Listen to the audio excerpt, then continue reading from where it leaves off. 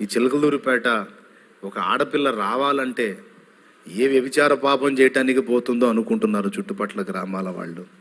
ఆ పేరు మాసిపోయి, ఆ పేరు మారిపోయి ఆడపిల్లలు ఎవరైనా సరే సంతోషంగా చిలకలూరిపేట పరిగెత్తాలి. ఎందుకంటే యేసు కొరకు అని చెప్పగలగాలి. ఆ ఉద్యమం ఈ పట్టణంలో రావాలి అని మిగుల ఆశతో ప్రార్థన చేసి ఒక ఆశ కలిగి ఉన్నా. ఏంటంటే ఆర్ఆర్కే మూర్తి గారిని తీసుకొచ్చి చిలకలూరిపేటలో కూటాలు పెట్టాలి. కూటాలు పెడితే ఆయన బాగా వాక్యం చెబుతాడు కాబట్టి, ఆయన వాక్యం చెబితే అనేక మంది మారతారు కాబట్టి ఆయన్ని తెచ్చి కూటాలు పెట్టాలి, గ్రాండ్గా పెట్టాలి, చాలామంది ప్రజలు రక్షింపబడాలి అని చెప్పని ఆశపడ్డా. ఎంక్వైరీ చేశా, ఎంత అవుతుంది ఆర్ఆర్కే మూర్తి గారిని తీసుకొచ్చి కూటాలు పెట్టాలంటే 50,000 దాకా అయిద్దని చెప్పని ఒక అంచనా వచ్చింది. మన దగ్గర 50 రూపాయలు లేని పరిస్థితి. ఎంత? 50 రూపాయలు లేని పరిస్థితి. 50 రూపాయలు దొరికితే రైసు నూకలో ఏదో దొరుకుతుంది, తినొచ్చు. 5 రోజులు 5 పదులు పచ్చడి చేసుకొని కథ నడిపేయచ్చు అన్నట్టుంది నా పరిస్థితి. అవునా అనుకోవాకండి, నిజమే నేను చెప్పేది. 50 రూపాయలు ఉంటే 5 రోజులు అమ్మాయి ఆ పచ్చడికి దిగులేదు అనే పరిస్థితి ఉంది. అంటే అంత కఠిన లేమిలో ఉన్నాను నేను. నూకలో రేషన్ బియ్యమో ఏది దొరికితే అది, ఒట్టి అదైతే తినలేం కదా, ఒట్టి అన్నం అందు పచ్చడి వేసుకుంటే కథ నడుస్తుంది. 50 రూపాయలే కనాకష్టంగా ఉన్న నా పరిస్థితికి 50,000 పెట్టి నేనేడు సభలు పెట్టేది. హైదరాబాద్లో పెద్ద ఆయన ఉంటాడు, అక్కడ నుంచి ఆయన ఇక్కడ రావాలంటే కారు ఖర్చు చాలా అవుతుంది కదా, కనీసం మనం ఛార్జ్ ఇవ్వాలి కదా, కష్టమైపోతుంది. సరే, అక్కడ హైదరాబాద్లో ఉన్న ఆర్ఆర్కే మూర్తి గారు కాదు, అందుబాటులో గుంటూరులో ఉన్నాడు ఏసన్న గారు. ఏసన్న గారు మరి వాక్యం చెబితే అందరికి అర్థమైద్ది, చిన్నపిల్లలకి పెద్దలకి ముసలోళ్ళకి అందరికి అర్థమైద్ది వాక్యం. కాబట్టి ఆయనన్నా తీసుకొచ్చి వాక్యం చెప్పిస్తే ఈ ఊర్లో చాలామంది మారతారని చెప్పని ఆలోచించి అది ఎంక్వైరీ చేస్తే 40,000 వరకు అయిద్దన్నారు. మన దగ్గర లేదు. కంజర కొనేదానికి డబ్బులు లేక స్టీల్ బేషన్ బోర్లేసి కొట్టి పరిచర్య నడిపిస్తున్న పరిస్థితి అది. తర్వాత ఒక సహోదరుడు యెహోషువ అనే దైవజనుడు ఒక ఆయన మా సమీపంలో కంజర ఇచ్చాడు. ఆయన కొనుక్కొని వెళ్తుంటే మా ఇంటి ముందుగా వెళ్తూ ఉంటే ఆయన అడిగా, ఎంత అండి, ఎంత ఈ రేటు, ఈ కంజర ఎంత అయింది అంటే 160 రూపాయలు బాబు అన్నాడు. బాగుందండి అని దాన్ని చూసి మళ్ళీ ఆయనకి ఇచ్చా. కొంచెం దూరం వెళ్ళి మళ్ళీ వెనక్కి వచ్చి ఆయన పిలిచి కంజర నాకు ఇచ్చాడు. లేదండి, నేను ఆశించి అడగలేదు, రేటు తెలుసుకుంటే తర్వాత కొనుక్కుందామని. అంటే కొనడానికి డబ్బులు లేవు. 160 రూపాయలు పెట్టి ఒక కంజర కొనడానికి డబ్బులు లేవు. రేటు కనుక్కుందామని అడిగాను, అంతే. పర్వాలేదండి అంటే, లేదు తీసుకో బాబు అన్నాడు. పర్లేదండి, ఏమనుకోవద్దండి అట్లా అడిగినందుకు, నేను మామూలుగా అడిగానండి, దాన్ని ఆశించి అడగలేదండి, మీరు ఉపయోగించుకోండి అంటే. నాకు ఇవ్వాలనిపించిందయ్యా, లేకపోతే వెనక్కి ఎందుకు వస్తా, ఇయ్యొద్దనేగా ముందుకు వెళ్ళిపోయింది. ఇయ్యాలనిపించింది అంటే దేవుడు మాట్లాడాడు నాతో, అందుకే తీసుకొచ్చేస్తాను, నీకు తీసుకో అని ఇచ్చాడు. మొండికి బట్టి ఇచ్చిపోయాడు. షాలేము రాజు అన్న సొంతంగా కంజర కూడా కొనలా, పైసలు ఇల్లే. ఏం చేయాలి?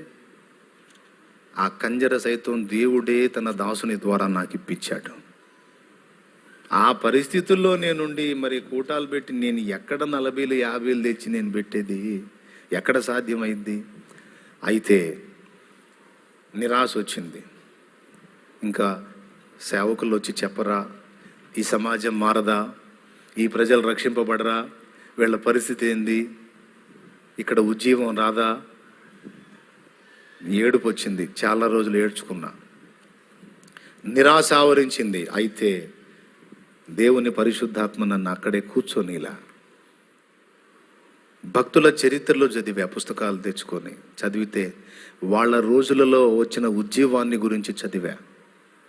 Charles G Finney, Grandison Finney, DL Moody, David Brainerd, David Livingstone, William Carey మొదలైన భక్తుల జీవిత చరిత్రలు తెచ్చి చదువుకుంటే, వేల్స్ పట్టణంలో ఇవాన్ రాబర్ట్ ఉజ్జీవకర్త, వాళ్ళ దినాలలో ఒకరొక్కరే వాళ్ళు అంకితమై కష్టపడితే ఎంత ఉజ్జీవం వచ్చిందో అవన్నీ చదివా.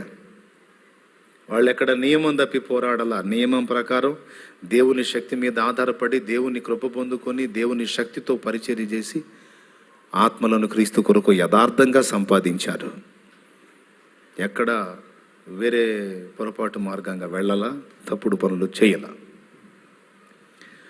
ఇక మోకాళ్ళుని ప్రార్థన చేయటం మొదలుపెట్టా. నువ్వు ఆర్ఆర్కే మూర్తికే దేవుడవా, నువ్వు నాకు దేవుడవే. నువ్వు యేసన్నకే దేవుడవా, నాకు దేవుడవే. నువ్వు డేవిడ్ లివింగ్స్టన్కి దేవుడవా, నువ్వు షాలేం రాజుకు కూడా దేవుడవే. నువ్వు డిఎల్ మూడీకే దేవుడవా, నువ్వు షాలేం రాజు కూడా దేవుడవే. కాబట్టి నేను వేలు తెచ్చి లక్షలు తెచ్చి సభలు పెట్టి పరిచర్య చేసి వాళ్ళని తీసుకొచ్చి చెప్పించేదైతే జరిగే పని కాదు. కాబట్టి నా దగ్గర లేవు పైసలు. అయినా వాళ్ళ ప్రాంతాల మీద వాళ్ళకి భారం ఉంటుంది. వాళ్ళు ఉన్న ప్రాంతాల్లో, నివసిస్తున్న ప్రాంతాల్లో పరిస్థితులు చూసి వాళ్ళకి భారం కలిగిద్ది. ఆ ప్రాంతాల కోసం వాళ్ళు ఏదన్నా పోరాడతారేమో, కష్టపడతారేమో, లేకపోతే వాళ్ళకి లక్ష్యాలు ఉన్న దగ్గర పోరాడతారేమో, కష్టపడతారేమో. వాళ్ళే ఉండి నా పట్టణం పాడైపోతుంది కనుక, ఇక్కడ నేను నివసిస్తున్నాను కనుక దీని భారం నాకుంది. వాళ్ళ ప్రాంతాలు వదిలిపెట్టి నా దగ్గర వచ్చి చేయండి అంటే వాళ్ళు ఎందుకు చేస్తారు? కాబట్టి నా పట్టణాన్ని కూర్చున్న భారం నాదే. కాబట్టి దేవా, రెండే రెండు నీ ముందు ఉంచుతున్నా, నన్ను వాడుకోనన్నా వాడుకో నీ శక్తితో. నేనైతే బలహీనుండి, నాకు వాళ్ళ దగ్గర ఉన్నంత టాలెంట్లు లేవు, తలాంతులు లేవు, అంత జ్ఞానిని కాదు నేను. మన దగ్గర సరుకు లేదు, కానీ సరుకు నీ దగ్గర ఉంది. నీ పాదాల దగ్గర సాగిల పడుతున్నా, నీ శక్తితో నన్ను నింపి వాడుకో, లేకపోతే నన్ను తీసుకో. మరి నీ కొరకు ఒక మంచి ఉజ్జీవాన్ని తీసుకురానప్పుడు, నీ కొరకు ఒక సవాల్కరమైన సేవ, నీ కొరకు ఏమీ సాధించలేనప్పుడు నాకు బ్రతికెందుకు? లోకాన్ని అనుభవించడానికా, తిని త్రాగి సుఖించడానికా, ఇంకో దానికా? నాకొద్దు జీవితం, నాకొద్దు ప్రభువా. నీ కొరకు బ్రతుకలేనప్పుడు, నీ చిత్తం చేయలేనప్పుడు, నీ కొరకు గొప్ప కార్యాలు సాధించలేనప్పుడు నాకు ఈ జీవితమే వద్దు. నన్ను తీసుకోనన్నా తీసుకో, లేకపోతే నీ శక్తినిచ్చి వాడుకోనన్నా వాడుకో. రెండే రెండు మాటలని కూర్చున్నా దేవుని పాదాల దగ్గర, ఏడ్చి ప్రార్థన చేశా కన్నీళ్లతో. అప్పుడు దేవుని మహాకృప, దేవుని కనికరం నా మీదకి వచ్చింది. నేను ఏ సేవకుడిని తీసుకొచ్చి చూపించలేదు, ఏ దైవజనుడిని ఉపయోగించి ఏ ఫోటో అడ్డం పెట్టుకొని నేను సేవ చేయలేదు. నాకున్న పరిధిలో దేవుడిచ్చిన శక్తిలో నేను ప్రకటించటం మొదలుపెట్టాను. దేవుడు వాడుకోవటం మొదలుపెట్టాడు. ఆయన కార్యం జరిగింది.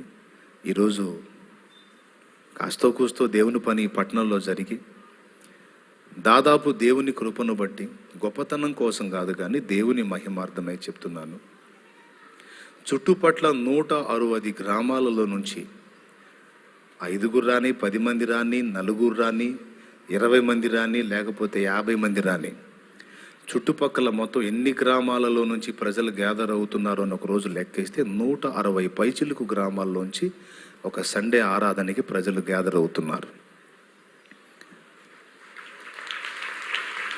ఇన్ని ప్రాంతాలలో నుంచి ప్రజలు ఎక్కడికి వస్తున్నారు? చిలకలూరిపేట పట్టణానికి వస్తున్నారు. ఉద్యమం రాలేదంటారా? దేవుని పని జరగలేదంటారా? అంతేకాదు, చిన్నగా ఆయా ప్రాంతాల్లో అన్ని జనుల మధ్యలో సంఘాలు కట్టడానికి కూడా దేవుడు కృప ఇచ్చాడు. వాళ్ళని తీసుకొచ్చి ఇక్కడ సభలు పెట్టి నేను వాళ్ళని వినియోగించడం కాదు, అనేక ప్రాంతాలకు వెళ్ళి అనేక సభలలో క్రీస్తును ప్రకటించడానికి దేవుడు నా కృపనిచ్చాడు.